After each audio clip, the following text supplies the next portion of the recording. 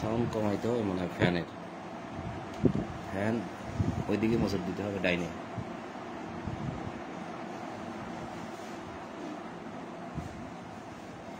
একদম পুরোপুরি ওইদিকে মোচড় দিয়ে একটু এদিকে সামান্য দাও, বেশি হয়ে গেছে, আরো কমাই দাও। ফ্যানের বাতাসগুলো এখানে ফর ফর ফর ফর করে, একটু ওদিকে দাও সামান্য।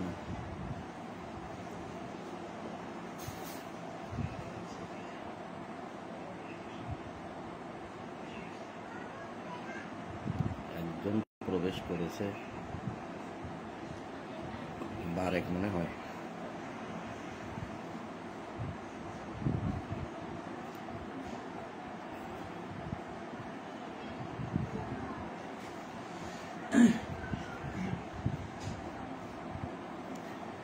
আলহামদুলিল্লাহ রাব্বিল আলামিন।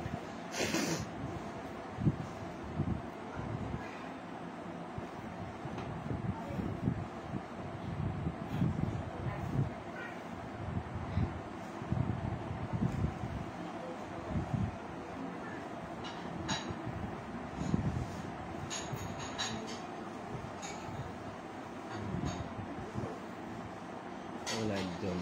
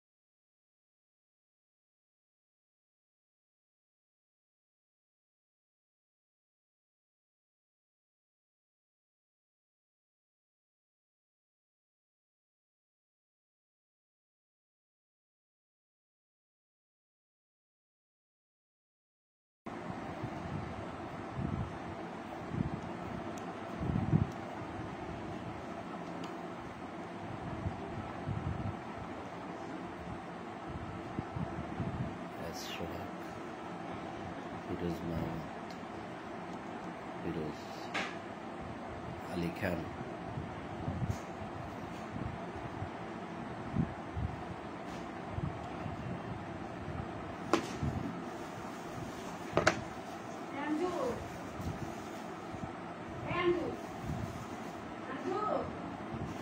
মানা করো না।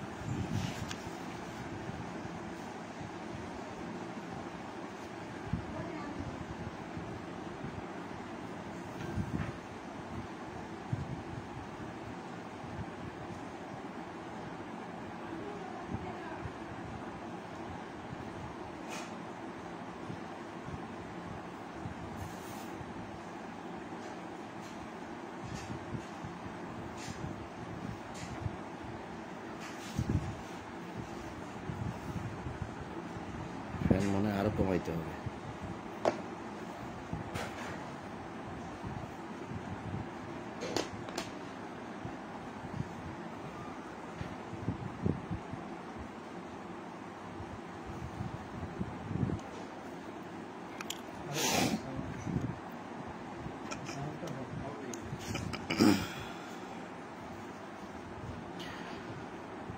সম্মানিত বন্ধুগণ, আপনাদের সকলের প্রতি শান্তি। শুরু করছি সন্ধ্যার কোরআন পাঠ। সকল প্রশংসা ও পবিত্রতা জগৎসমূহের প্রতিপালক আল্লাহর জন্য। ইলহামদাতা আল্লাহ, আপনি পবিত্র। আমার রব, আমি আপনার আশ্রয় প্রার্থনা করি শয়তানের প্ররোচনা হইতে। আমার রব, আমি আরও আশ্রয় প্রার্থনা করি আমার নিকট উহাদের উপস্থিতি হইতে। দয়াময় পরম দয়ালু আল্লাহর নামে আরম্ভ করিতেছি। 36 নম্বর সূরা ইয়াসিনের 33 নম্বর আয়াত থেকে পাঠ শুরু। সূরা ইয়াসিন আয়াত 33 থেকে পাঠ শুরু। যদিও সূরা ইয়াসিন পুরোটাই আমি গতকাল ভোরে পড়েছিলাম, তা শুধু আরবি এবং বাংলা অনুবাদ পড়ে গেছিলাম।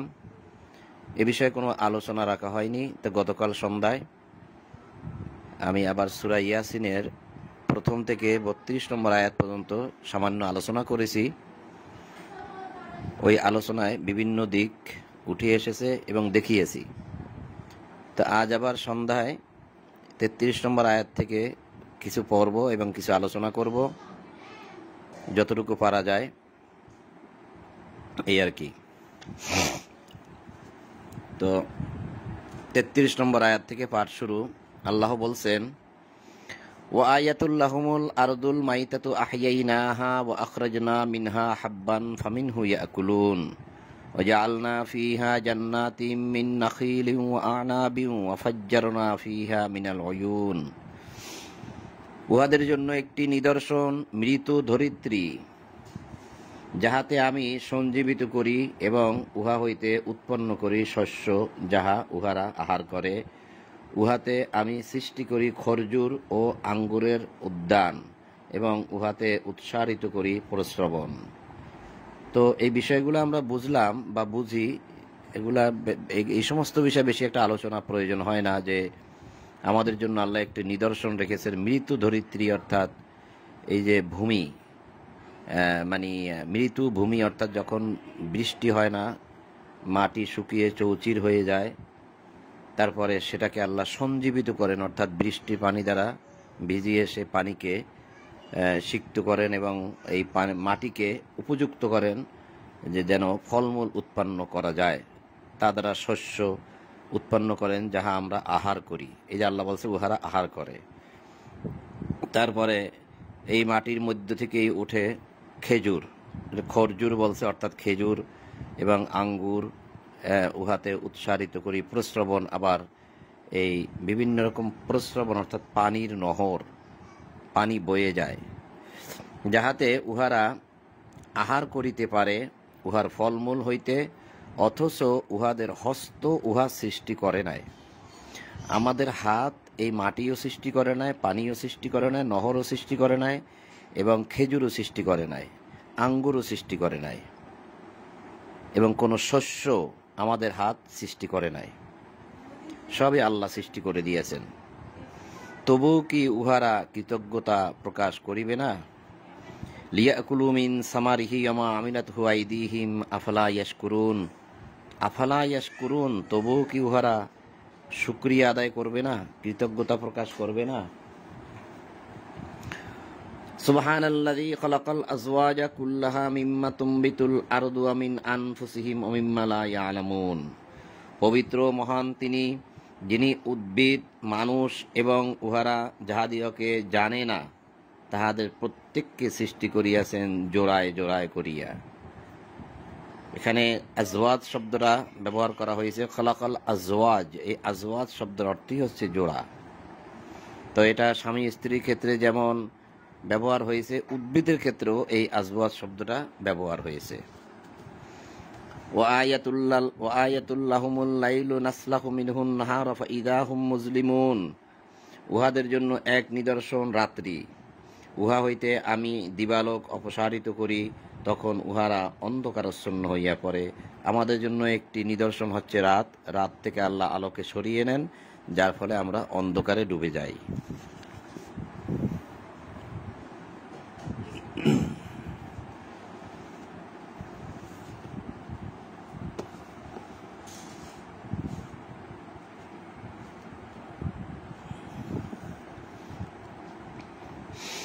والشمس تجري لمستقر لها ذلك تقدير العزيز العليم ওয়াল কমারা কদ্দারনাহু মানাজিলা হাত্তা আদা কাল উরজুনিল কদিম লাশ শামসু ইয়ামবাগি লাহা আন তুদরিকাল কমারা ওয়ালাল লাইলু সাবিকুন নাহার ওয়া কুল্লুন ফি ফালাকিন ইয়াসবাহুন। আর সূর্য ভ্রমণ করে উহার নির্দিষ্ট গন্তব্যের দিকে, উহা পরাক্রমশালী সর্বজ্ঞের নিয়ন্ত্রণ। তো এখানে যে আরবিটা আল্লাহ ব্যবহার করেছেন যে ওয়াশ-শামসু তাজরি লি মুস্তাকাররিল লাহা যালিকা তাকদীরুল আজিজিল আলিম, সূর্য ভ্রমণ করে। তো এখন সূর্য যে ভ্রমণ করে এর অর্থ কি? সূর্য কি এক জায়গায় দাঁড়িয়ে আছে? যে জিনিস এক জায়গায় দাঁড়িয়ে থাকে সেটা কি ভ্রমণ করতে পারে? আল্লাহ তো বললেন যে সূর্য ভ্রমণ করে, অর্থাৎ সূর্য দৌড়ায়, সূর্য হাঁটে, সূর্য চলাচল করে, অর্থাৎ সূর্য এক জায়গায় স্থির নাই। কিন্তু বিজ্ঞান বলছে সূর্য এক জায়গায় স্থির, পৃথিবী ঘোরে। আমরা কোনটা মানব? দেখি পরের আয়াতে আল্লাহ কি বলছেন।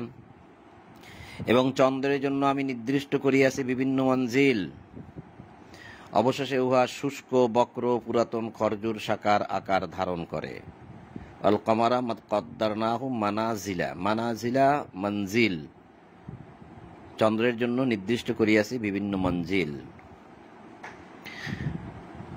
লাশ-শামসু ইয়ামবাগি লাহা আন তুদরিকাল কমারা ওয়ালাল লাইলু সাবিকুন নাহার, সূর্যের পক্ষে সম্ভব নয় চন্দ্রের নাগাল পাওয়া, আর রজনীর পক্ষে সম্ভব নয় দিবসকে অতিক্রম করা।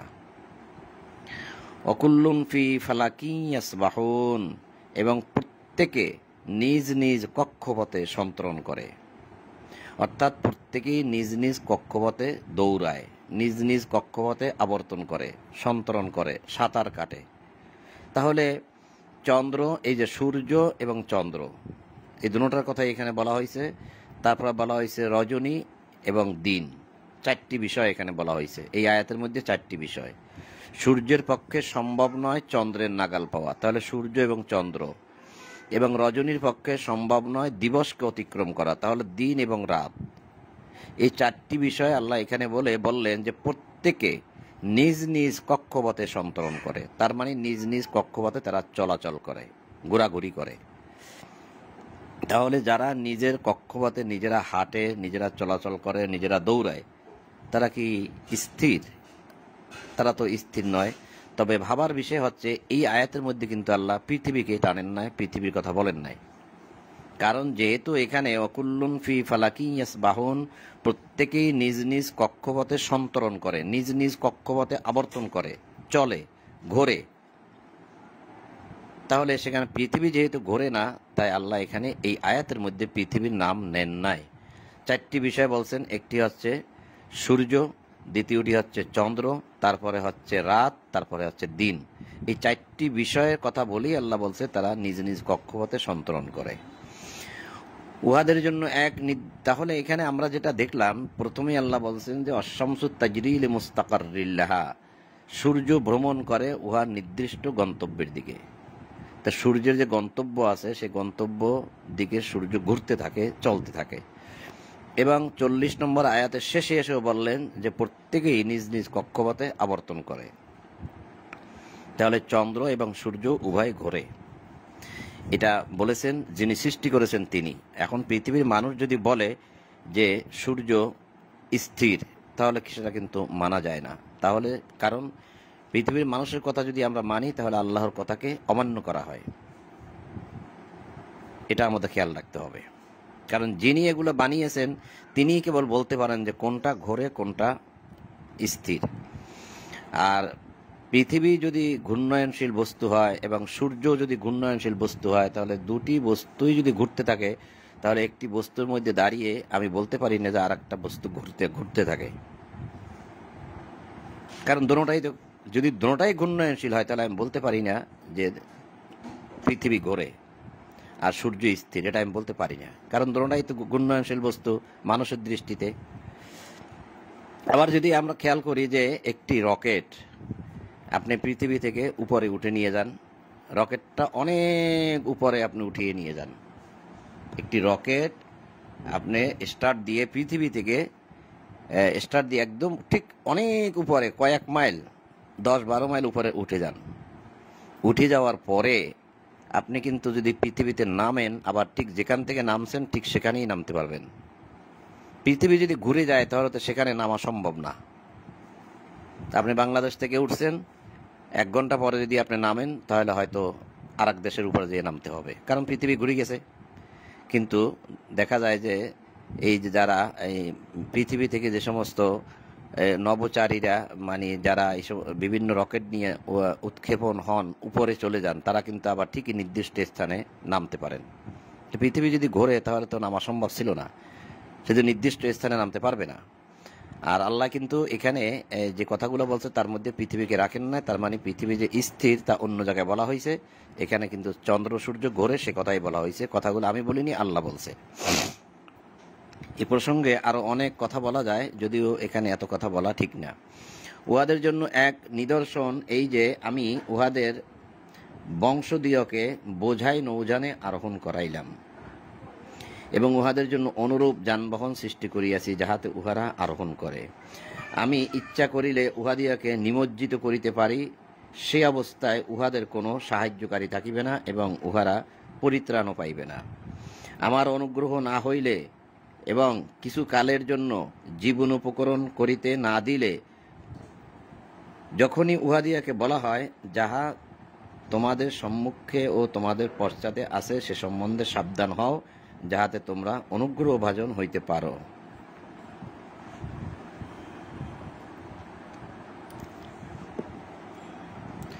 এবং যখনই উহাদের প্রতিপালকের নিদর্শনাবলীর কোন নিদর্শন উহাদের নিকট আসে, তখনই উহারা তাহা হইতে মুখ ফিরাইয়া লয়।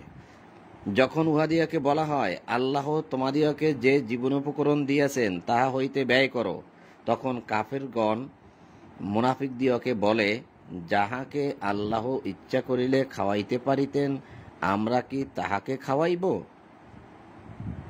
তোমরা তো স্পষ্ট বিভ্রান্তিতেই রহিয়াছ।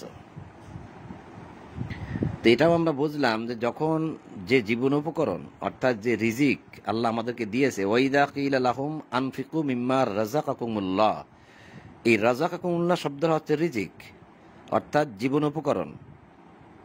যখন তাদেরকে বলা হয় যে আল্লাহ যে রিজিক দিয়েছেন, যে জীবন উপকরণ দিয়েছেন, তা হইতে তোমরা ব্যয় করো, অর্থাৎ মানব কল্যাণে ব্যয় করো, তখন যাহারা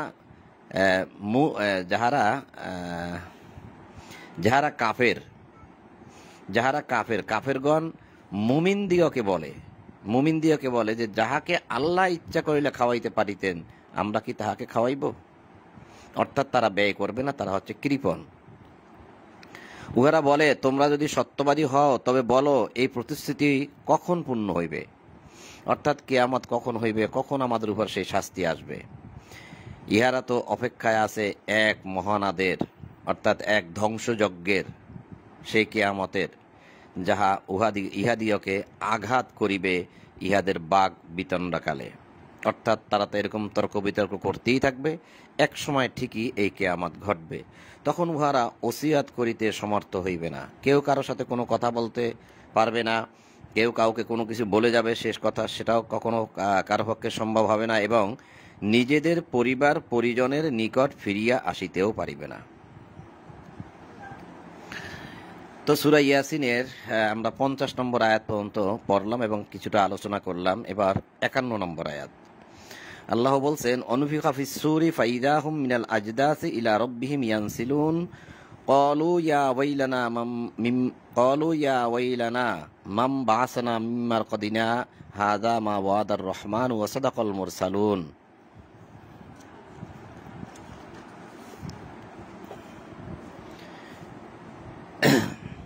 ইন কানাত ইল্লা সাইহাতান ওয়াহিদাতান ফাইদাহুম জামিউন লাদাইনা মুহদারুন ফালিয়াউমা লা তুযলামু নাফসুন শাইআন ওয়া লা তুজজাউনা ইল্লা মা কুনতুম তা'মালুন। আমি 54 নম্বর আয়াত পর্যন্ত পড়লাম। 51 নম্বর আয়াত থেকে 51, 52, 53, 54 বাংলা অনুবাদ। Islamic foundation. যখন সিংহায় ফুৎকার দেওয়া হইবে, তখনই তাহারা কবর হইতে ছুটিয়া আসিবে তাহাদের প্রতিপালকের দিকে। উহারা বলিবে, হায় দুর্ভোগ আমাদের, কে আমাদিওকে আমাদের নিদ্রাস্থল হইতে উঠাইল? দয়াময় আল্লাহ তো ইহারই প্রতিশ্রুতি দিয়াছিলেন এবং রাসূলগণ তো সত্যই বলিয়াছিলেন। ইহা হইবে কেবল এক মহানাদ, তখনই ইহাদের সকলকে উপস্থিত করা হইবে আমার সম্মুখে। আজ কাহারও প্রতি কোনো জুলুম করা হইবে না, এবং তোমরা যাহা করিতে কেবল তাহারই প্রতিফল দেওয়া হইবে। তোমরা যাহা করিতে তাহারই প্রতিফল দেওয়া হইবে। ইল্লা মা কুনতুম শাইআন ওয়ালা তুজজাউনা, তুজজাউনা অর্থাৎ পারিশ্রমিক প্রতিদান দেওয়া হইবে। ইল্লা মা কুনতুম তা'মালুন, যে আমল তোমরা করতে তার বিনিময়ে। তাহলে যখন মানুষ সেই বিচার দিবসে উঠবে এবং বিচার করা হবে, বিচারের পরে মানুষকে তার প্রতিফল দেওয়া হবে, বিচারের পরে প্রতিফল দেওয়া হবে। এই আয়াতখানা আমরা আবার খেয়াল করি, এই জন্য আমি 51 থেকে 54 একসাথে পড়েছি যে আজ কাহারও প্রতি কোনো জুলুম করা হইবে না, এবং তোমরা যাহা করিতে, এই পৃথিবীতে বসে যা তোমরা করেছিলে, ভালো করলে ভালো, মন্দ করলে মন্দ, যারা ভালো করেছে তাদের প্রতিফল দেওয়া হবে, ভালো প্রতিফল জান্নাত। আর যারা মন্দ করেছে, অপরাধ করেছে, যারা এই কিতাব মানে নাই, তাদেরও প্রতিফল যা পাওয়ার তাই দিবে, তাদের প্রতিফল হবে জাহান্নাম। তাহলে আমরা এখানে দেখলাম আল্লাহ বলছে যে আজ তোমাদের প্রতি কোনো জুলুম করা হইবে না, এবং তোমরা যাহা করিতে কেবল তাহারই প্রতিফল দেওয়া হইবে। তো এখন সেই প্রতিফল দেওয়া হইবে বিচার দিবসে। তাহলে আমি কি করে বলি যে প্রতিফল কবরের মধ্যে দেওয়া হবে? আল্লাহ তো বলেই দিলেন যে এটা প্রতিফলটা দেওয়া হবে সেই বিচার দিবসে, যখন মানুষকে আবার কবর থেকে উঠানো হবে, বিচার করা হবে তারপরে। কিন্তু আমরা কিন্তু বলে বেড়াচ্ছি যে প্রতিফল কবরেও আছে, কবরে আযাব হবে, আমরা বলছি, মানুষ বলছে, কিন্তু আল্লাহ কি তাই বলছে? আল্লাহ বললেন যে আজ কারো প্রতি কোনো জুলুম করা হইবে না, তোমরা যা করিতে, যে যে মন্দ কাজ করেছো তার প্রতিফল আজকেই দেওয়া হবে, সেই দিন দেওয়া হবে। তা মন্দ কাজের পরিণাম কি আমাদেরকে কবরে দেওয়া হবে? আল্লাহ তো তা বলেনি। আল্লাহ তো বলছে আজ, ফালিয়াউমা, ইয়াউম শব্দের অর্থ হচ্ছে আজ, আজকে কোনো জুলুম করা হবে না কোনো নফসের প্রতি। ফালিয়াউমা লা তুজলামু, তুজলামু জুলুম করা হবে না। ফালিয়াউমা তবে আজ, লা তুজলামু না কোনো জুলুম করা হইবে, নফসুন কোনো নফসের প্রতি, কোনো ব্যক্তির প্রতি, শাইআন কোনো কিছুতে, ওয়ালা তুজজাউনা তাদেরকে পারিশ্রমিক দেওয়া হবে, ইল্লা মা কুনতুম তা'মালুন এবং যা তারা আমল করত তাই। তা আমি আয়াতটা আরেকটু রিপিট করব, তা হচ্ছে যে এখানে যে আমরা পড়ে আসলাম, আমরা তো শুধু পড়েই গেলাম, কি বুঝলাম? 51-52 নম্বর আয়াত আমরা পড়ে গেছি। তা পড়ে গেছি আমরা কি বুঝলাম?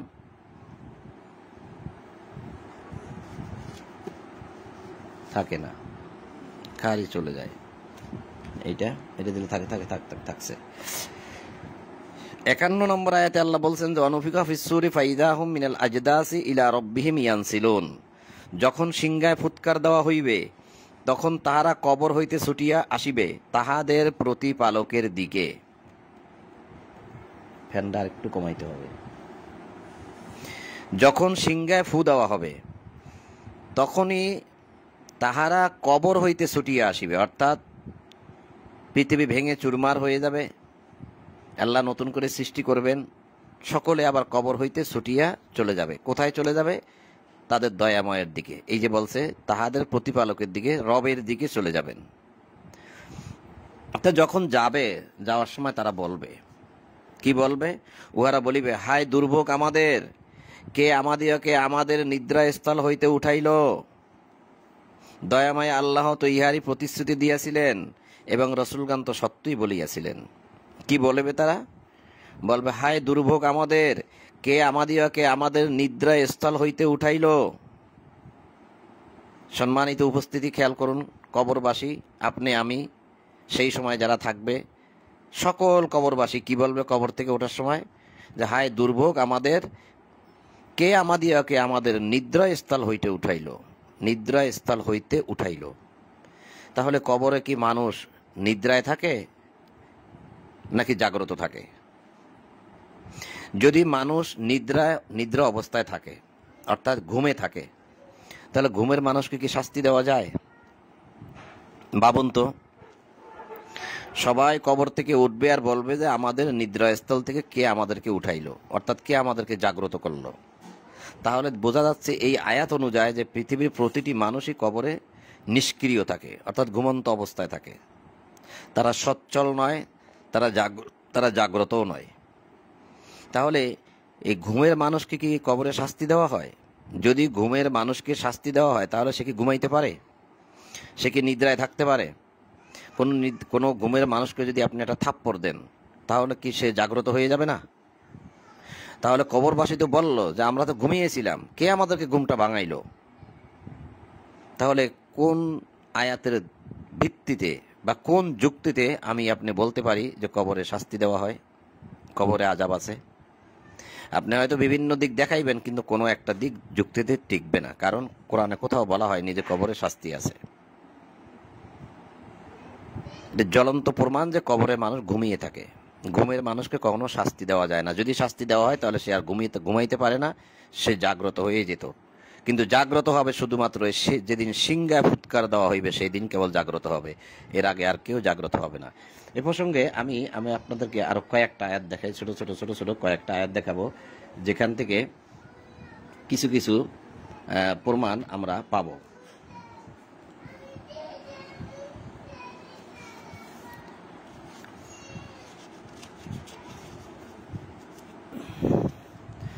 যেমন 80 নম্বর সূরা আবাসা, আল্লাহ বলছেন, তারপর উহার মৃত্যু ঘটান এবং উহাকে কবরস্থ করেন, ইহার পর যখন ইচ্ছা তিনি উহাকে পুনর্জীবিত করিবেন। তাহলে এই যে আল্লাহ বলেন যে তারপর তাহার মৃত্যু ঘটান এবং উহাকে কবরস্থ করেন, কবরের পরে উহার পর যখন ইচ্ছা তিনি তাহাকে জীবিত করিবেন, পুনর্জীবিত করিবেন। তাহলে মানুষকে কবরে রাখা হয়, কবরে রাখার পরে আল্লাহ যেদিন ইচ্ছা সেদিনকে তাদেরকে জীবিত করিবেন, অর্থাৎ বিচার দিবসে। তাহলে কবরে কি মানুষকে জীবিত করা হয়? এখানে আল্লাহ বলছে যে তার মৃত্যু ঘটান, মৃত্যুর পরে তাকে কবরস্থ করা হয়, কবরে রাখা হয়। তারপর যখন ইচ্ছা করিবেন, আল্লাহ যখন ইচ্ছা করেন তিনি উহাকে জীবিত করিবেন। সেটা কি কবরেই সঙ্গে সঙ্গে জীবিত করা হয়? আল্লাহ কি এমন কথা বলছেন? নাকি সেই বিচার দিবসে কবরে মানুষকে জীবিত করা হবে? আমরা তো সূরা ইয়াসিনে 51-52 নম্বর আয়াতে দেখলাম যে যখন সিংহায় ফুৎকার দেওয়া হবে তখন তারা কবর থেকে বের হবে এবং আত্মা ছেড়ে দেওয়া হবে, তখন তারা জাগ্রত হয়ে যাবে। তাহলে কবরে যে মানুষকে জীবিত করা হয় তা তো এখানে বলা হয় নাই। এটা একটা প্রমাণ। 81 নম্বর সূরা 7 নম্বর আয়াত, অর্থাৎ এর পরের সূরা 7 নম্বর আয়াতে আল্লাহ বলছেন, দেহে যখন আত্মা পূর্ণ সংযোজিত হইবে, অর্থাৎ ওয়াইদান নুফুসু যুববিজাত, প্রত্যেকটা নফসের সাথে যুববিজাত অর্থাৎ তার আত্মাকে যখন জড়িয়ে দেওয়া হবে, যখন প্রত্যেকটা আত্মার সাথে তার আত্মা, প্রত্যেকটা ব্যক্তির সাথে তার আত্মাকে যখন জুড়ে দেওয়া হবে, ঠিক তখন মানুষ, এখানে আমরা যেটা দেখলাম 21 নম্বর আয়াতে, 22 নম্বর আয়াতে, ইহার পর যখন ইচ্ছা তিনি উহাকে পুনর্জীবিত করিবেন। তাহলে বোঝা যাচ্ছে যখন কবরে মানুষ যখন কবর থেকে উঠবে তখন তার দেহে আত্মা পূর্ণ সংযোজিত করা হইবে, ঠিক তখন মানুষ কবর থেকে উঠবে, এর আগে আর জীবিত করা হচ্ছে না। তাহলে যদি কবরে যদি মানুষ ঘুমিয়ে থাকে এবং এর আগে যদি তাদেরকে জীবিত করা না হয়, তাহলে কবরের শাস্তিটা কিভাবে দেওয়া হয়? এবং এক শ্রেণীর ভাইয়েরা বা এক শ্রেণীর মানুষ আমাদের মধ্যে থেকে বলছেন যে কবরে যখন রাখা হয় মানুষকে, তখন কবরে উঠিয়ে বসানো হয় এবং তাকে আত্মা দেওয়া হয়, প্রাণ দেওয়া হয়। প্রাণ দেওয়া হইলে তারপরে তাকে জিজ্ঞাসা করা হয় এবং তাকে শাস্তি দেওয়া হয়। কিন্তু আল্লাহ তো বলছে যে না, কবরে কোনো আত্মা দেওয়া হয় না, কবরে সে জাগ্রত হবে না। ওদিকে গান বাজনা শুরু হয়েছে না, ইস রে, বড় সমস্যা।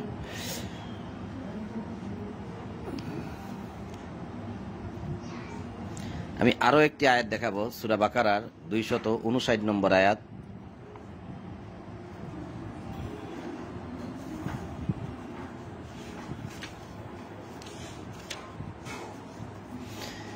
আয়াতটি অনেক বড়, তারপরে একটু খেয়াল করুন।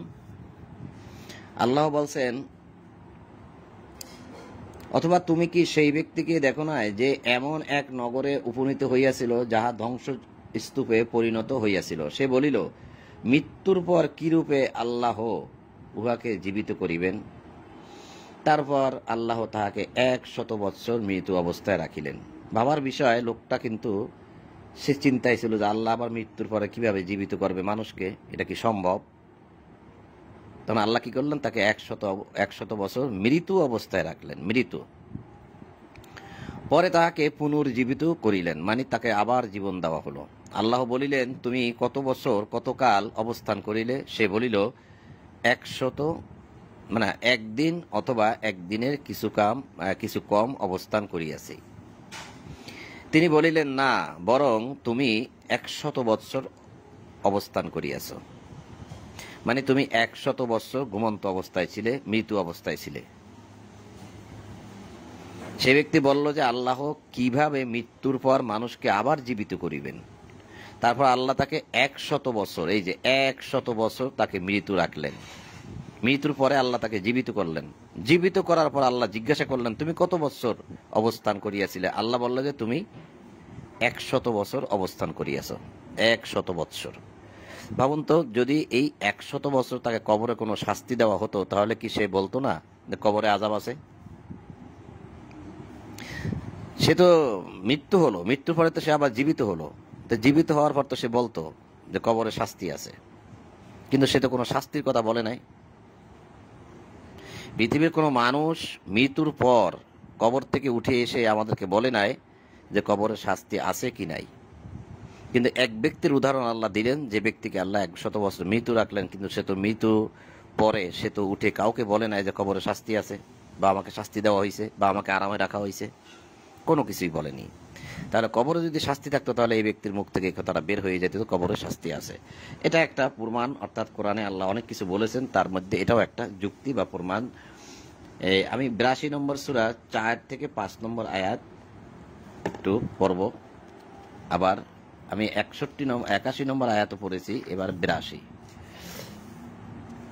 যেহেতু কবর থেকে মানুষ উঠবে আর বলবে, কে আমাদেরকে ঘুম থেকে উঠাইলো, কে আমাদের ঘুম থেকে জাগ্রত করলো আমাদেরকে, তাহলে বোঝা যাচ্ছে যে মানুষ কবরে ঘুমিয়ে থাকে। ঘুমের মানুষকে কিভাবে শাস্তি দেওয়া হয় সেই বিষয়টা বোঝার জন্য আমি কোরআন থেকে কয়েকটা আয়াত দেখাবো মাত্র। 82 নম্বর সূরা ইনফিতার আল্লাহ বলছেন 4 এবং 5 নম্বর আয়াত, যখন কবর উন্মোচিত হইবে, তখন প্রত্যেকে জানিবে সে কি অগ্রে পাঠাইয়াছে এবং কি পশ্চাতে রাখিয়া গিয়াছে। কবর যখন উন্মোচিত হইবে, অর্থাৎ কবর থেকে যখন তারা বের হবে, ওয়াইদাল কুবুরু বুসিরাত আলিমাত নাফসুম মা কদ্দামাত ওয়া আখারাত। ওয়াইদাল কুবুরু, কুবুরু বুসিরাত, যখন কবর উন্মোচিত করা হইবে, তখন সে জানিবে সে কি অগ্রে পাঠাইয়াছে। অর্থাৎ সে ভালো কাজ কতটুকু আল্লাহর জন্য, নিজের জন্য আল্লাহর কাছে আগে পাঠাইছে, মন্দ কাজ সে নিজের জন্য আল্লাহর কাছে কতটুকু পাঠাইছে, সেটা জানবে কখন? যখন মানুষ কবর থেকে বের হবে। কবর থেকে যখন বের হবে, তখন প্রত্যেকে জানিবে, প্রত্যেকে আলিমাত, তার সেই এলেমটা তখন সে জানবে। তাহলে যদি আমি বলি যে কবরের মধ্যে মানুষকে জীবিত করে তাকে শাস্তি দেওয়া হয়, তাহলে তো সে কবরের মধ্যেই সবকিছু জেনে গেল যে সে কি দুনিয়ায় অপরাধ করেছিল, যার জন্য তাকে শাস্তি দেওয়া হচ্ছে। তাহলে সে কি কবরের মধ্যে জানবে, নাকি কবর থেকে ওঠার পরে জানবে? যদি আপনি বলেন যে না, ঠিক আছে, কবরের মধ্যে তাকে জানানো হবে না, তাহলে কবরের মধ্যে জানানো না হইলে তাকে শাস্তিটা দেওয়া হবে কি অপরাধে, কি কারণে তাকে শাস্তি দেওয়া হবে কবরে? কথাটা কত বড় গুরুত্বপূর্ণ কথা আপনি ভেবেছেন? আল্লাহ বলছেন, যখন কবর উন্মোচিত হইবে, তখন প্রত্যেক ব্যক্তি জানিবে সে কি আগে পাঠাইয়াছে এবং কি পিছনে রাখিয়া গিয়াছে। যে সমস্ত আমলগুলো তার পৃথিবীতে থেকে করা কথা ছিল সে করে নাই, এবং যা যা সে রেখে গেছে, তখন সে জানবে। এবং সে আল্লাহর কাছে নিজের জন্য আমল, কি আমল সে আগে পাঠাইছে, ভালো কাজগুলা মন্দ কাজগুলা কি করেছে, সে কেবল সেগুলো জানবে যখন সে কবর থেকে উঠবে, এর আগে তো নয়। তাহলে কবরে যদি একটা মানুষকে জীবন দেওয়া হয়, জীবিত করা হয়, জীবিত করে তারপর যদি জিজ্ঞাসা করা হয় যে মার রব্বুকা মান দীনুকা মান নবিয়ুকা, তোমার রবকে, তোমার দিন কি, তোমার নবী কি, যদি সে বলতে না পারে, তাহলে তাকে শাস্তি দেওয়া হয়। যদি হয়, তাহলে তো সে কবরের মধ্যেই সবকিছু জেনে গেল এবং তার জন্য সে শাস্তি পাইল। তা আল্লাহ তো বললো যে কবর থেকে ওঠার পরে সে জানবে, আর আপনি যদি তাকে কবরের মধ্যে সবকিছু জানাই দেন, তাহলে বিষয়টা ভিন্ন হয়ে গেল না? এই সমস্ত কথা আমাদেরকে ভাবিয়ে তোলে এবং এই সমস্ত কথা দ্বারা প্রমাণ হয় যে কবরে আসলে কোনো শাস্তি নাই। 69 নম্বর সূরা হাক্কর 25 থেকে 27 নম্বর আয়াত দেখি আমরা। 69, 25, 27 এগুলো কিছু কিছু প্রমাণ। অর্থাৎ যেহেতু আমাদের সমাজের মধ্যে কথাগুলা খুব অহরহর বলা হয়, আল্লাহ বলছেন 69 নম্বর সূরা হাক্কা আয়াত 25 থেকে 27, আল্লাহ বলছেন, কিন্তু যাহার আমলনামা তাহার বাম হস্তে দেওয়া হইবে, সে বলিবে, হায় আমাকে যদি দেওয়া না হইতো আমার আমলনামা, এবং আমি যদি না জানিতাম আমার হিসাব, হায় আমার মৃত্যুই যদি আমার শেষ হইত। আবার পড়ি আমরা, কিন্তু যাহার আমলনামা তাহার বাম হাতে দেওয়া হইবে, বাম হস্তে বাম হাতে দেওয়া হইবে, সে বলিবে, হায় আমাকে যদি দেওয়া না হইতো আমার আমলনামা, এবং আমি যদি না জানিতাম আমার হিসাব। তাহলে সে জানতেছে কখন? তার হিসাবটা সে কখন জানতেছে? একমাত্র বিচারের সময়, যখন তার আমলনামা তার বাম হাতে দেওয়া হবে। কারো আমলনামা ডান হাতে দেওয়া হবে, কারো আমলনামা বাম হাতে দেওয়া হবে। সে আফসোস করে বলবে, হায় আমার মৃত্যুই যদি আমার শেষ হইতো। অর্থাৎ দুনিয়ায় বসে যে আমি মরে গেছিলাম, আমি যদি আর জীবিত না হইতাম, আমার যে মৃত্যু হয়েছিল সেটাই যদি আমার শেষ মৃত্যু হতো। তাহলে দেখেন সে আফসোসটা কখন করবে? ঠিক আছে, যদি কবরে বসে শাস্তি দেওয়া হয়, সাপে কামড়ায় এবং এই পাশের মাটি ওই পাশে চাপ দেয় এবং হাতুড়ি দিয়ে পিটানো হয়, হ্যাঁ, প্রচুর পরিমাণ আঘাত করা হয়, তাহলে তো সেই ব্যক্তি কবরে বসেও আফসোস করার কথা যে হায় কবরে এত আযাব আমার জন্য, যদি আমাকে আর এই কবরে জীবিত করা না হইতো। তাহলে তো সে কবরে বসেই আফসোসটা করতো। কিন্তু সে কি কবরে বসে আফসোসটা করবে, নাকি যখন তার আমলনামা তার বাম হাতে দেওয়া হইবে তখন সে আফসোসটা করবে? এর দ্বারা কি প্রমাণ হয় না যে মানুষ জীবিত হবে সে পরকালে, কবরে আর নয়? এটা ভাবার বিষয়, ভাবতে পারেন আপনারা। 78 নম্বর সূরা 40 নম্বর আয়াত একটু দেখি আমরা। 78 নম্বর সূরা 40 নম্বর আয়াত।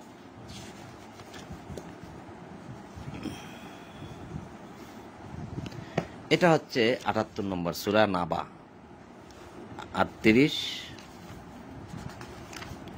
39, 40 শেষ আয়াত। এখানে আল্লাহ বলছেন যে আমি তোমাদিগকে আসন্ন শাস্তি সম্পর্কে সতর্ক করিলাম। সেই দিন মানুষ তাহার কৃতকর্ম প্রত্যক্ষ করিবে এবং কাফেররা বলিবে, হায় আমি যদি মাটি হইতাম। দুটি বিষয় এখানে, যে আমি তোমাদিগকে আসন্ন শাস্তি সম্পর্কে সতর্ক করিলাম। আল্লাহ বলছেন যে আসন্ন শাস্তি, অর্থাৎ যে শাস্তি তোমাদের উপর আসবে, তোমাদের উপর যে শাস্তি আসবে, যে শাস্তি তোমাদেরকে দেওয়া হবে, সেই শাস্তি সম্পর্কে তোমাদেরকে আমি সতর্ক করলাম। সেই দিন অর্থাৎ বিচারের দিন, কিয়ামতের দিন, মানুষ তাহার কৃতকর্ম প্রত্যক্ষ করিবে, অর্থাৎ তার সে যে আমল করেছে প্রত্যেকটা আমল সেই দিনকে সে দেখবে। তাহলে আল্লাহ সেই যে কিয়ামতের দিনে যে শাস্তির কথা আল্লাহ বলছেন, যে সেই দিন শাস্তি সম্পর্কে সতর্ক করা হইল, সেই দিনে শাস্তি, তাহলে সেই দিনের শাস্তি সম্পর্কে যখন সতর্কই করা হলো, তাহলে কবরের আযাব সম্পর্কে সতর্ক করা হলো না কেন? তাহলে শাস্তি রেখে কবরে নাকি সেই দিন? আমি তোমাদেরকে আসন্ন শাস্তি সম্পর্কে সতর্ক করিলাম, অর্থাৎ তোমাদের উপর একটা শাস্তি আসবে, সেই শাস্তি সম্পর্কে সতর্ক করলাম। তো শাস্তিটা কখন? সেই দিন নাকি কবরে? খেয়াল করি আমরা কোন দিন? সেই দিন মানুষ তাহার কৃতকর্ম প্রত্যক্ষ করিবে। তার সেই দিন যদি তাদের কৃতকর্ম আমল যদি দেখতে পায়, তাহলে কবরের মধ্যে যদি শাস্তি দেওয়া হয়, তাহলে তাকেও তো বলা হবে যে তুমি যে অপরাধ করেছো তার জন্য তোমাকে আমি শাস্তি দিচ্ছি। তাহলে সেই দিনও মানুষ কবরে তার আমল নামা সে দেখতে পায়, সে কি অপরাধ করেছে তাও সে দেখতে পায়। এবং কাফেররা বলিবে, হায় আমি যদি মাটি হয়ে যাইতাম। তাহলে কবরের মধ্যে যদি তাকে শাস্তি দেওয়া হইতো, তাহলে তো সেদিন কাফেররাও বলতো যে হায় আমি যদি মাটি হয়ে যেতাম, যদি কবরে আমাকে আর জীবিত না করা হতো। কথাগুলো কি তাহলে তারা বলতো না কবরে? কিন্তু সেই দিন কবরে কি কথাগুলো তারা বলবে, নাকি সে বিচার দিবসে কথাগুলো বলবে?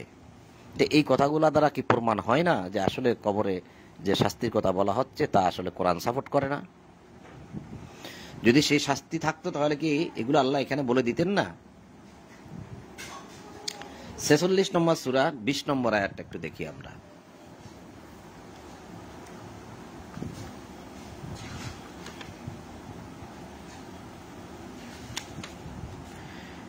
ছেচল্লিশ নম্বর সূরা আহকাফ, 46 নম্বর সূরা আহকাফ আয়াত 20। আল্লাহ বলছেন, যেদিন কাফেরদিওকে জাহান্নামের সন্নিকটে উপস্থিত করা হইবে, সেই দিন উহাদিওকে বলা হইবে, তোমরা তোমাদের পার্থিব জীবনে সুখ সম্ভার পাইয়াছ এবং সেইগুলি উপভোগ করিয়াছ, সুতরাং আজ তোমাদিওকে দেওয়া হইবে অবমাননাকর শাস্তি। সম্মানিত দর্শক ও শ্রোতা, শাস্তিটা কোন দিন দেওয়া হবে? যারা আজকে আমার নতুন শুনছেন আমার এই কোরআন পাঠ, তারা হয়তো অনেকেই ভাবতে পারেন যে এই লোকটা তো কবর আযাব অস্বীকার করে, এই লোকটা তো ঠিক বলছে না। আপনি দেখেন তো, আপনি আমার প্রতি বিরূপ মন্তব্য করার আগে আল্লাহর বাণী, আল্লাহর এই কিতাবে কি বলছে আল্লাহ, সেটা একবার খেয়াল করুন তো। শাস্তিটা কোন দিন দেওয়া হবে বলতেছে। আবার খেয়াল করি, যেদিন কাফেরদিওকে জাহান্নামের সন্নিকটে উপস্থিত করা হইবে, জাহান্নামের পাশে, ঠিক সেই দিন উহাদিওকে বলা হইবে, তোমরা তোমাদের পার্থিব জীবনেই সুখ সম্ভার পাইয়াছ, অর্থাৎ যত সুখ তোমরা দুনিয়ায় বসেই ভোগ করিয়াছ, এবং তার মানে এখন তোমাদের জন্য আর কোনো সুখ নাই, এবং সেইগুলি উপভোগ করিয়াছ, সুতরাং আজ তোমাদিওকে দেওয়া হইবে অবমাননাকর শাস্তি। ফালিয়াউম, সুতরাং ইয়াউম, আজ দেওয়া হবে তোমাদেরকে। ফালিয়াউমা তুজজাউনা আযাবাল হুন, এই আযাবটা দেওয়া হবে আজ, অর্থাৎ সেই বিচার দিবসে। তাহলে শাস্তিটা কি কবরে? আল্লাহ তো বলে দিলেন যে আজ তোমাদেরকে শাস্তি দেওয়া হবে, কারণ তোমরা পৃথিবীতে অন্যায়ভাবে ঔদ্ধত্য প্রকাশ করিয়াছিলে এবং তোমরা ছিলে সত্যদ্রোহী, এই তাস্তাকবিরুন, তোমরা অহংকারী ছিলে। আরো একটা বিষয় আপনি ভাবতে পারেন, একটা যুক্তি আমি দাঁড় করাইতে পারি এখানে, একটা যুক্তি। সে যুক্তিটা হচ্ছে, সবাই খেয়াল করেন মন দিয়ে, যুক্তিটা কি হতে পারে, যে আদম থেকে শুরু করে, অর্থাৎ আদমের পর যে সমস্ত মানুষগুলা মারা গেছে, যেমন যে সমস্ত মানুষ মারা গেছে, সে সময় তো অনেক মানুষ অপরাধী মানুষ ছিল, তাহলে কবরে যদি আযাব হয়ে থাকে, তাহলে তাদেরকে কবরে আযাব দেওয়া হচ্ছে। কবরে আযাব তো থামাথামি নাই, দেওয়া হচ্ছে, তাই না? তাহলে সেই মানুষগুলো এখনো কবরে শাস্তি পাচ্ছে, তাই তো? তাহলে মনে করেন কিয়ামতের আগ মুহূর্তে, একদিন আগে 2 দিন আগে যারা মারা যাবে, অপরাধীরা, কাফেররা, যদি কবর আযাব থাকে তাহলে তাদেরকেও তো দেওয়া হবে, তাই না? একদিন আগে যে মরে গেল তাকেও তো কবর আযাব দেওয়া হবে। তাহলে একদিন আগে যে মরে গেল সে একদিন কবরের শাস্তি ভোগ করার পরই কিয়ামত হয়ে গেল, আর যে আদমের সময় থেকে মারা গেল সে যুগ যুগ, বছরের পর বছর, হাজার হাজার, লক্ষ লক্ষ, কোটি কোটি বছর, কত বছর আমরা জানি না, এতটা বছর সে কবরের শাস্তি ভোগ করতেছে। সেই সময় থেকে অনেক মানুষ মারা গেছে, অনেক মানুষ সেই সময় থেকে কবরের আযাব ভোগ করতেছে হাজার হাজার বছর। আর কিয়ামতের আগ মুহূর্তে যারা মারা যাচ্ছে তারা 1 দিন 2 দিন সামান্য শাস্তি ভোগ করেই তারা কিন্তু কিয়ামত হয়ে যাচ্ছে। তাহলে আল্লাহ কি এরকম অবিচার করতে পারেন মানুষের প্রতি, যে কাউকে 1 দিন 2 দিন শাস্তি দিলেন আর কাউকে যুগ যুগ যুগ যুগ ধরে শাস্তি দিলেন? তাহলে আল্লাহ কি ন্যায় বিচারক? আল্লাহ তো বললেন যে আল্লাহ কি ন্যায় বিচারক নন? আল্লাহ কি বিচারকদের মধ্যে শ্রেষ্ঠ বিচারক নন? তা আল্লাহ যদি ন্যায় বিচারী হয়ে থাকেন, তাহলে এটা কোন ধরনের বিচার যে একজন মানুষকে সেই হাজার হাজার বছর শাস্তি দেওয়া হচ্ছে, আর কিয়ামতের আগ মুহূর্তে একজন ব্যক্তি মরে গেল তাকে 1 দিন 2 দিন 3 দিন শাস্তি দিয়ে তারপর কিয়ামত ঘটানো হচ্ছে? এটা কি ন্যায় বিচারের লক্ষণ? ভাবতে পারেন। তো আমরা 46 নম্বর সূরা দেখলাম, এবার আমরা 3 নম্বর সূরা আল ইমরানের 28 নম্বর আয়াতটা একটু দেখি। এখান থেকে হয়তো আমরা এই কবর আযাব সম্পর্কে আরো কিছু ধারণা পাবো। মনে হয় সামনের দিকে আর আজকে আগানো যাবে না। এখানে আল্লাহ বলছেন,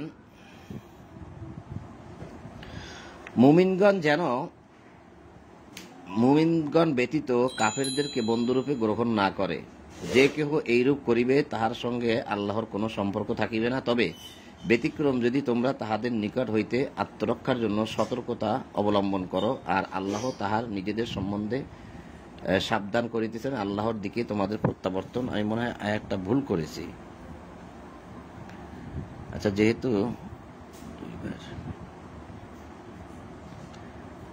আমি আয়াতটা ভুল করেছি,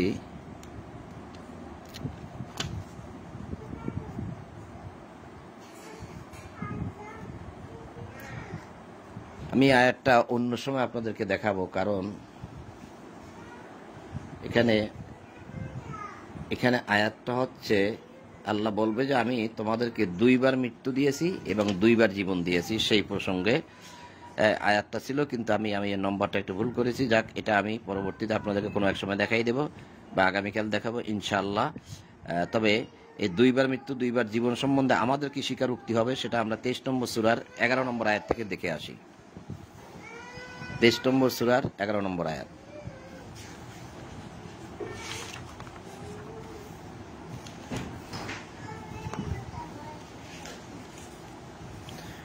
আল্লাহ সরাসরি বলছেন যে আমি তোমাদেরকে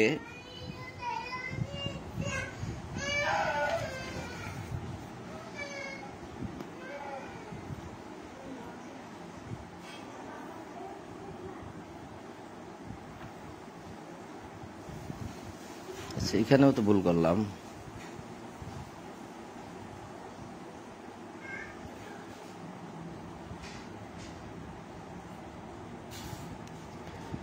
এখানেও ভুল করেছি, এটাও আর দেখাতে পারছি না। 16 নম্বর সূরার 11 নম্বর আয়াতটা দেখি।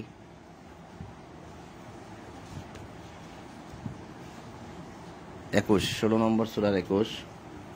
যাক, এইটা দেখি। 16 নম্বর সূরার 21 নম্বর আয়াত।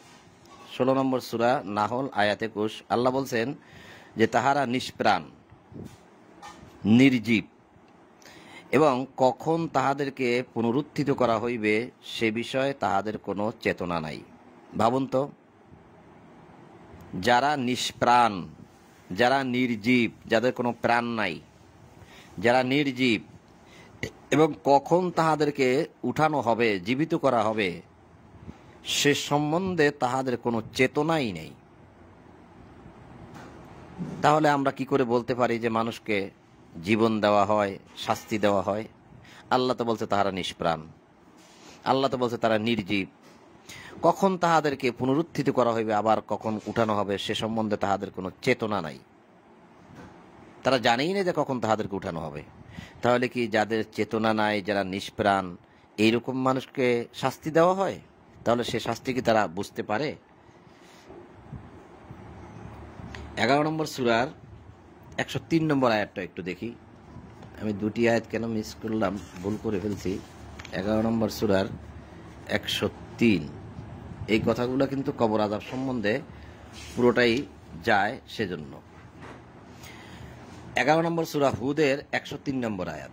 এখানে আল্লাহ বলছেন যে আখিরাতের শাস্তিকে ভয় করে, ইহাতে তো তাহার জন্য নিদর্শন আছে। ইহা সেই দিন যেই দিন সমস্ত মানুষকে একত্রিত করা হইবে, ইহা সেই দিন যেদিন সকলকে উপস্থিত করা হবে। তাহলে যে আখিরাতের শাস্তিকে ভয় করে, ইহাতে তো তাহার জন্য নিদর্শন আছে। তাহলে এখন কি আমরা কি শুধুমাত্র আখিরাতের শাস্তিকে ভয় করব? যদি কবরের আযাব থাকে, কবরের শাস্তি থাকে, তাহলে কি কবরের শাস্তিকে ভয় করব না?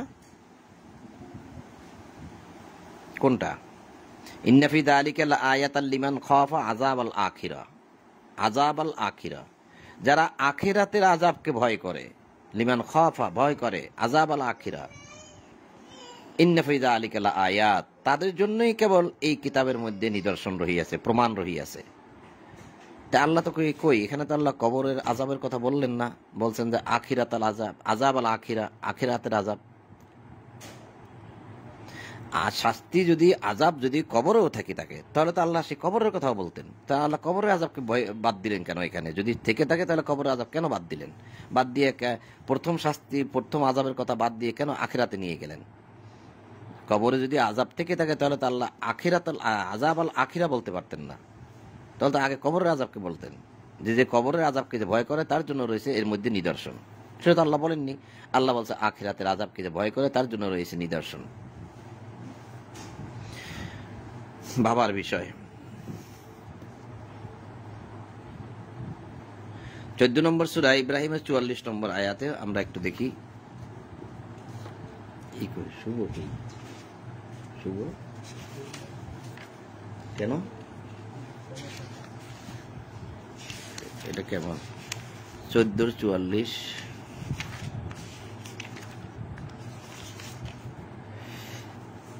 আল্লাহ বলছেন, যেদিন তাহাদের শাস্তি আসিবে সেই দিন সম্পর্কে তুমি মানুষকে সতর্ক করো। আচ্ছা, কবরে যদি আযাব থাকে তাহলে কবরের আযাব সম্পর্কে মানুষকে কি সতর্ক করতে হবে না? সম্মানিত দর্শক ও শ্রোতা, কবরে যদি আযাব থাকে তাহলে আল্লাহ কবর আযাবকে বাদ দিয়ে কেন সেই জাহান্নামের শাস্তির কথা বলতেছেন? বারবার কেন বলতেছেন যে যেই দিন তাহাদের শাস্তি আসিবে সেই দিন সম্পর্কে তুমি মানুষকে সতর্ক করো? তখন জালিমরা বলিবে, হে আমাদের প্রতিপালক, আমাদেরকে কিছুকালের জন্য অবকাশ দাও, আমরা তোমার আহ্বানে সাড়া দেব এবং রাসূলগণের অনুসরণ করিব। তোমরা কি পূর্বে শপথ করিয়া বলতে না যে তোমাদের পতন নাই? তাহলে এই আয়াত দ্বারা আমরা কি বুঝলাম? যে যেদিন তাহাদের শাস্তি আসিবে, অর্থাৎ বিচার দিবসে জাহান্নামের শাস্তি যখন আসিবে সেই দিন সম্পর্কে তুমি মানুষকে সতর্ক করো। তাহলে আপনি কি এই কবর আযাব সম্পর্কে সতর্ক করবেন মানুষকে, নাকি জাহান্নামের আগুন সম্পর্কে সতর্ক করবেন মানুষকে? কোনটা? কি বলে কোরআন, কি বলে কিতাব, কি বলে? আল্লাহ বললেন যে জাহান্নামের সেই শাস্তি সম্পর্কে তুমি মানুষকে সতর্ক করো, আর মানুষ সতর্ক করতেছে কবরের শাস্তি সম্পর্কে, কবর আযাব সম্পর্কে। উল্টো হয়ে গেল না? আর একটি আয়াত দেখিয়ে আমি আজকে আলোচনায় সামনের দিকে চলে যাই। যদি আর এরকম দেখাবো না, হয়তো আগামীকাল আল্লাহ যদি সুযোগ করে দেন তাহলে দেখাবো ইনশাল্লাহ। 51 নম্বর সূরার 12 থেকে 14 দুটি আয়াত। 51 নম্বর সূরা জারিয়াতের 12-14। আজকে সময়ও নাই।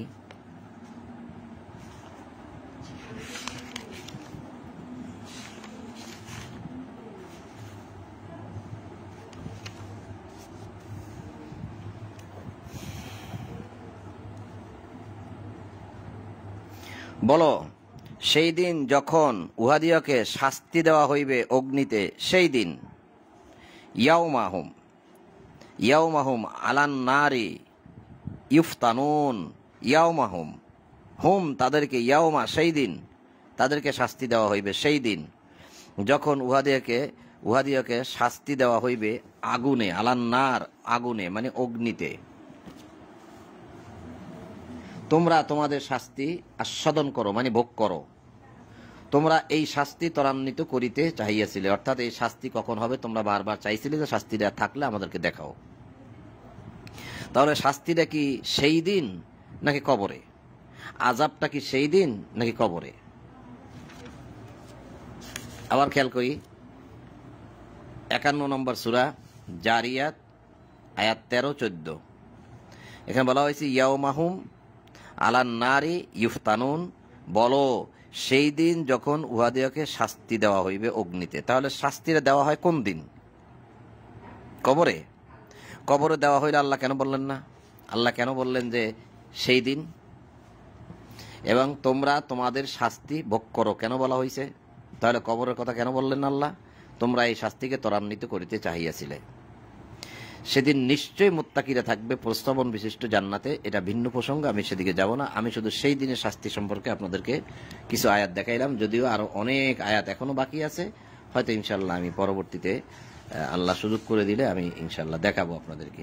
তা আমি যেখান থেকে গিয়েছিলাম সেখানে আবার যাই। সেটা হচ্ছে সূরা ইয়াসিনের 51 এবং 52 নম্বর আয়াত এবং 54 নম্বর আয়াত, যেখানে আল্লাহ বলছেন যে অনুফিকা ফিস-সূরি ফাইদাহুম মিনাল আজদাসি ইলা রাব্বিহিম ইয়ানসিলুন। যখন সিংহায় ফুৎকার দেওয়া হইবে তখনই তাহারা কবর হইতে ছুটিয়া আসিবে। যখন সিংহায় ফুৎকার দেওয়া হইবে তখন তারা কবর হইতে বাহির হবে, তাহাদের প্রতিপালকের দিকে যাবে। কারণ যাওয়ার আর কোনো পথ পাবে না তারা, শুধু তাদের জন্য পথ থাকবে একটাই, আল্লাহর দিক, দয়াময়ের দিক। ওয়ে একটাই, শুধুমাত্র ওয়ে, আর কোনো ওয়ে থাকবে না। উহারা বলিবে, হায় আফসুস, হায় দুর্ভোগ আমাদের, কে আমাদেরকে আমাদের নিদ্রাস্থল হইতে উঠাইল। তাহলে তারা এতদিন ঘুমেছিল, সিংহায় ফুৎকার দিলে তারা জাগ্রত হবে। এটাই তো প্রমাণ হলো। কে আমাদেরকে আমাদের নিদ্রাস্থল হইতে উঠাইল? তাই যদি হয় তাহলে এখন মানুষ কবরে যারা আছে তারা সব নিদ্রায় আছে, তাই নয় কি? তাই যদি হয় তাহলে এখন যদি আমি বলি যে কবরে তো আযাব দেওয়া হয়, তাহলে মানুষকে আযাব দেওয়া হচ্ছে, ঘুমের মানুষকে আযাব দেওয়া হচ্ছে, যা সে টের পাচ্ছে না বা সে বুঝতেও পারতেছে না, তাই নয় কি? তা ঘুমের মানুষকে শাস্তি দিলে সে যে শাস্তি যদি তারা যদি বুঝতেই না পারে তাহলে সে শাস্তি দিয়ে লাভ কি? শাস্তি দেয় বা কে? মোট কথা, এক কথা, সকলে ঘুমিয়ে আছে, তারা সেই দিন জাগ্রত হবে। এখন মানুষকে কোনো শাস্তি দেওয়া হয় না, যদি দেওয়া হয় তাহলে সে মানুষ সঙ্গে সঙ্গে জাগ্রত হয়ে যাবে। তারপর তারা বলবে দয়াময় আল্লাহ তো ইহারই প্রতিশ্রুতি দিয়েছিলেন এবং রাসূলগণ সত্যই বলিয়াছিলেন। ইহা হইবে কেবল এক মহানাদ, তখন উহাদের সকলকে উপস্থিত করা হইবে তাহার সম্মুখে। আজ, সেই দিন বলা হইবে আজ, এই যে ফালিয়াউমা, আজ। সুতরাং আজ কাহারও প্রতি কোনো জুলুম করা হইবে না এবং তোমরা যাহা করিতে কেবল তাহারই প্রতিফল দেওয়া হইবে। তার মানে আজ তোমাদেরকে প্রতিফল দেওয়া হবে আজকে। তার মানে সেই বিচার দিবসে। তাহলে বিচার দিবসের আগে যদি প্রতিফল থাকে, শাস্তি থাকে, তাহলে সে কথাও আল্লাহ বলতো। এর আগে যেহেতু কোনো শাস্তি নাই, তারা যেহেতু ঘুমিয়েছিল, ঘুমের পরে জাগ্রত হবে, জাগ্রত পরে বিচার হবে, বিচারের পরে শাস্তি হবে। তো সম্মানিত উপস্থিতি, আজ আমরা এই সূরা ইয়াসিনের 54 নম্বর আয়াত পর্যন্ত পড়লাম এবং আলোচনা করলাম। এর বাকি অংশগুলো আবার আগামীকাল সন্ধ্যায় যদি আল্লাহ সুযোগ দেন তাহলে হবে, তা না হলে আবার পরে হবে। আমি ফজরে সকালে ইনশাআল্লাহ যদি আল্লাহ বাঁচিয়ে রাখেন তো সূরা সাফফাতের বাকি অংশগুলো পড়ব ইনশাআল্লাহ। তো সম্মানিত উপস্থিতি, আপনাদের সকলের প্রতি শান্তি এবং সকল প্রশংসা জগৎসমূহের প্রতিপালক আল্লাহর জন্য, এই বলিয়া আজ আমাদের এই ঈশার কোরআন পাঠ এখানেই সমাপ্ত করলাম।